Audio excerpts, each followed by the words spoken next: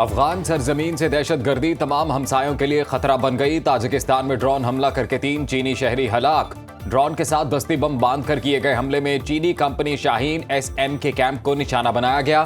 افغانستان کے ساتھ سرحدی علاقوں میں پڑوسی ممالک کی امن و سلامتی کی فضا قائم کرنے کی تمام تر کوششوں کے باوجود افغان سرزمین پر موجود جرائم پیشہ گروہوں کی جانب سے تخریبی کارروائیاں جاری. تاجک دفتر خارجہ کا شدید احتجاج. حملے کے بعد جاری بیان میں کہا گیا ہے کہ افغانستان میں طالبان حکومت آنے کے بعد جرائم پیشہ عناصر کو کھلی چھوٹ مل چکی اور ان کی سرحد پار دہشت گردی اور تخریبی کارروائیاں تشویشناک حد تک بڑھ گئی ہیں. واشنگٹن میں وائٹ ہاؤس کے قریب افغان شہری کی فائرنگ. نیشنل گارڈز کے 2 اہلکار شدید زخمی، حالت تشویشناک. امریکی حکام کے مطابق گرفتار مشتبہ حملہ آور افغان شہری ہے. 29 سالہ رحمان اللہ 2021 میں افغان انخلا کے دوران امریکہ پہنچا. صدر ٹرمپ نے واقعہ دہشت گردی قرار دے دیا. بائیڈن دور میں افغانستان سے امریکہ آنے والوں کی دوبارہ جانچ پڑتال کا حکم. صدر ٹرمپ نے کہا کہ نیشنل گارڈز اہلکاروں پر فائرنگ کرنے والے کو بھاری قیمت چکانا ہوگی. واشنگٹن میں 500 اضافی نیشنل گارڈز تعینات کرنے کا حکم. زخمی اہلکاروں کا تعلق ریاست ویسٹ ورجینیا سے ہے. امریکہ نے افغان شہریوں کی امیگریشن درخواست روک دی. سندھو ہمارا ہے اور یہ ہمیشہ ہمارا رہے گا. یہاں تو سندھو میں پانی بہے گا یا تمہارا خون بہے گا. بھارتی وزیر دفاع کی گیدڑ بھبکیاں بھی کامیاب نہیں ہوئیں. یا تو سندھو میں پانی بہے گا یا تمہارا خون. وزیر اعلیٰ سندھ کی بھارت کو للکار. سندھ اسمبلی میں اظہار خیال کرتے ہوئے انہوں نے کہا کہ بھارت کو بدترین شکست دلانے والے وزیر دفاع کا بیان کسی آنے بلی کھمبا نوچے کے مترادف ہے. نہ کوئی سندھ کو پاکستان سے الگ کر سکتا ہے اور نہ ہی جغرافیہ بدل سکتا ہے. سندھ متحد اور پاکستان کے ساتھ رہے گا. کراچی میں پاکستان ہندو کونسل کے زیر اہتمام احتجاج. پاکستان ہندو کونسل کے صدر پرشوتم رمانی نے کہا بھارتی وزیر دفاع کی پست ذہن بیانات سے سرحدیں تبدیل نہیں ہو سکتی. سکھ فار جسٹس کے سربراہ گرپتونت سنگھ پنو نے کہا پاکستان سکھوں کے لیے بھرتی کا راستہ کھولے تاکہ وہ سندھ کے دفاع کے لیے پاک فوج میں شامل ہو سکیں. کہ ایک سوال یہ تھا کہ عمران خان صاحب سے ملاقات کب کرنے کی اجازت دے رہے ہیں. اس کا جواب ایک تھا سمپل ڈیٹ دے دیں، ٹائم دے دیں. میں ایک وکیل ہوں، ان کا مجھے بھی ملنے کی اجازت نہیں دی جا رہی. تو اس سے چھوٹا سوال تو ہو نہیں سکتا. کئی ہفتوں سے عمران خان صاحب کو آئسولیشن میں رکھا گیا ہے. ان سے کسی قسم کی کوئی ملاقات نہیں کرائی جا رہی. کمپلیٹلی اس وقت عمران خان کو گزشتہ کئی ہفتوں سے کمپلیٹ آئسولیشن میں رکھا گیا ہے. بانی سے ملاقات نہ ہونے کا معاملہ دونوں ایوان میں پہنچ گیا. PTI کا احتجاج. سینیٹر علی ظفر نے کہا کہ بتایا جائے ہمیں کب بانی سے ملنے دیا جائے گا. حکومت ہمیں تاریخ دے، کسی کو بھی ملاقات کی اجازت نہیں دی جا رہی. فیصل جاوید نے کہا کہ کئی ہفتوں سے بانی PTI کو قید تنہائی میں رکھا گیا ہے. چیئرمین سینیٹ ڈائریکشن جاری کریں. وزیر مملکت داخلہ طلال چودھری نے کہا کہ وزیر اعلیٰ خیبر پختونخوا کی بانی سے ملاقات جیل میلول کے تحت ہو سکتی ہے. 4 لوگ اڈیالہ جیل کے باہر ڈرامہ کر رہے ہیں. قومی اسمبلی میں خطاب کرتے ہوئے چیئرمین PTI بیرسٹر گوہر نے کہا کہ نواز شریف نے بانی کو لانے والے کو بھی سزا دینے کا کہا. انہیں اس وقت یاد کیوں نہیں آیا جب ان کے لیے ریڈ کارپٹ بچھایا گیا، انہیں باہر سے پروٹوکول میں لایا گیا، بغیر ضمانت کے عدالت پہنچایا گیا تھا. عطا تارڑ بولے کہ PTI دور میں فسطائیت اپنے عروج پر تھی. ہمارے رہنما جیل میں تھے پھر بھی مذاکرات کی بات کی. جب عدالتیں ان سے ثبوت مانگتی ہیں تو یہ تاریخیں مانگتے ہیں. بانی سے ملاقات کی اجازت نہ ملی. وزیر اعلیٰ خیبر پختونخوا سہیل آفریدی کا اڈیالہ جیل کے قریب دھرنا. پارٹی رہنما اور کارکن بھی دھرنے میں شریک. پولیس نے سہیل آفریدی کو جیل کی طرف جانے سے روکا. سہیل آفریدی نے کہا بانی سے ملاقات نہ ہونے تک دھرنے پر بیٹھے رہیں گے. ہمیں بانی PTI کی صحت کے حوالے سے تشویش ہے. ان سے ملاقات ضروری ہو چکی ہے. ایک تقریب سے خطاب کرتے ہوئے انہوں نے کہا IMF رپورٹ کے مطابق وفاقی حکومت میں 5300 ارب روپے کی کرپشن ہوئی. قوم کا پیسہ لوٹ کر بیرون ملک جائیدادوں میں لگایا جا رہا ہے. NFC میں صوبے کا حق 19.4% بنتا ہے مگر صرف 14.6% دیا جا رہا ہے، جس سے یہ ہر سال تقریباً 400 ارب روپے کا نقصان ہو رہا ہے.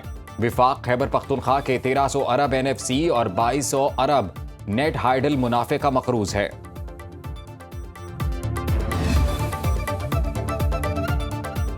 جو وزرائے اعلیٰ اور حکومتی عہدیدار اپنی توجہ جلسے، جلاؤ گھیراؤ، گالم گلوچ جیسے فضول کاموں میں رکھتے ہیں، ان میں حوصلہ کہاں سے آتا ہے؟ وہ اپنا وقت برباد کر رہے ہیں۔ کیا اللہ کو جواب نہیں دینا؟ وزیر اعلیٰ پنجاب مریم نواز کی نام لیے بغیر مخالفین پر تنقید۔ کہا وزیر اعلیٰ کا عہدہ تفریح نہیں، اس عہدے سے بڑی کوئی ذمہ داری نہیں، بڑا عہدہ خدمت کے بغیر ایک بوجھ ہے۔ وزیر اعلیٰ نے لاہور میں اسپیشل بچوں کے سینٹر آف ایکسیلنس کا افتتاح بھی کیا۔ بچوں میں کھل مل گئیں، بچوں کو دودھ کے ڈبے اور بسکٹ پیش کیے۔ اسپیشل طلبہ کے لیے مفت کھانا فراہمی پروگرام کا افتتاح بھی کیا۔ وزیر اعلیٰ کا بیواؤں کے قبضہ کیس ترجیحی بنیادوں پر حل کرنے کا حکم۔ کہا کہ بے سہارا بیواؤں کے حقوق پر ڈاکہ ڈالنے والوں کے خلاف سخت ایکشن ہوگا۔ پنجاب میں اپنی زمین اپنا گھر پروگرام کا افتتاح۔ وزیر اعلیٰ پنجاب اور نواز شریف نے قرآن اندازی کے ذریعے 3 مرلے کے پلاٹ تقسیم کیے، فون کر کے خوش نصیبوں کو مبارکباد دی۔ کرپشن کیس بنگلہ دیش کی سپریم کورٹ نے شیخ حسینہ واجد کو 21 سال کی سزا سنا دی۔ شیخ حسینہ واجد کے بیٹے اور بیٹی کو 5 سال قید کی سزا سنائی گئی۔ بھارت میں پناہ لیے شیخ حسینہ واجد پر مضافاتی علاقوں میں غیر قانونی طریقے سے زمین حاصل کرنے کا الزام تھا۔ چیف جسٹس بنگلہ دیش جسٹس عبداللہ المامون نے ریمارکس دیے کہ سابق وزیر اعظم نے ملک میں بڑے پیمانے پر کرپشن کی۔ سابق وزیر اعظم نے طاقت کے ذریعے سرکاری املاک پر قبضہ کیا۔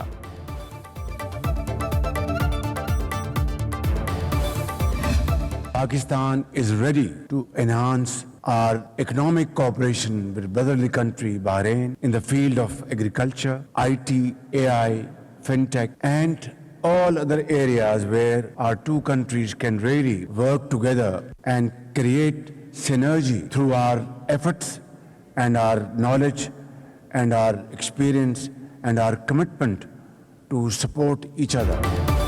وزیر اعظم شہباز شریف کی بحرینی سرمایہ کاروں کو پاکستان میں سرمایہ کاری کی دعوت، ہر ممکن سہولیات دینے کا اعلان۔ منامہ میں کاروباری برادری سے خطاب میں کہا کہ پاک بحرین مضبوط تعلقات کو معاشی تعاون میں تبدیل کرنے کا وقت آ گیا۔ زراعت، IT سمیت کئی شعبوں میں مل کر آگے بڑھ سکتے ہیں۔ پاکستان معاشی اصلاحات کے ذریعے ترقی کے نئے دور میں داخل ہو رہا ہے۔ بحرین کے کاروباری اداروں کے ساتھ مل کر نئی راہیں کھول سکتے ہیں۔ پاکستان کے پاس نوجوانوں کی بڑی طاقت ہے۔ بحرین کے پاس عالمی مہارت اور معاشی تجربہ ہے۔ پاکستان اور بحرین میں 2 طرفہ تجارت $1 ارب تک بڑھانے پر اتفاق۔ وزیر اعظم شہباز شریف مختصر نجی دورے پر برطانیہ پہنچ گئے۔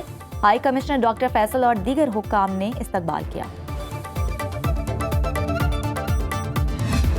The world around us is transforming at a rate unimaginable, with profound impact on our internal and external challenges, ranging from perpetual hybrid conflicts to all-out war, for which our armed forces must be prepared with more cohesion, jointness, synergy, and unity of purpose.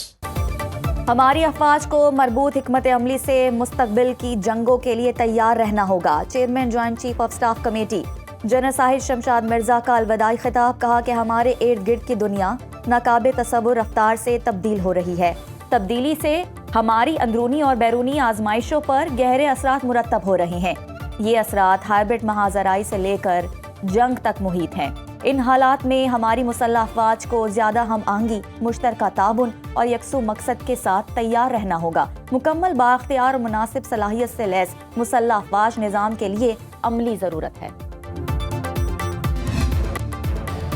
Election commission نے قومی و صوبائی assembly کے ضمنی انتخابات کے نتائج جاری کر دیے۔ NA18 ہری پور سے بابر نواز، NA104 فیصل آباد سے دانیال احمد، NA129 لاہور سے محمد نعمان کی کامیابی کا نوٹیفیکیشن جاری۔ NA143 ساہیوال سے محمد طفیل، NA185 ڈیرہ غازی خان سے محمود قادر خان کامیاب قرار پائے۔ PP73 سرگودا سے میاں سلطان، PP87 میاں والی سے علی حیدر نور اور PP98 فیصل آباد سے آزاد علی تبسم کامیاب قرار۔ PP115 فیصل آباد سے طاہر پرویز، PP116 سے احمد شہریار، PP203 ساہیوال سے محمد حنیف اور PP269 مظفر گڑھ سے میاں علمدار عباس قریشی کامیاب۔ 9 منتخب اراکین اسمبلی نے حلف اٹھا لیا۔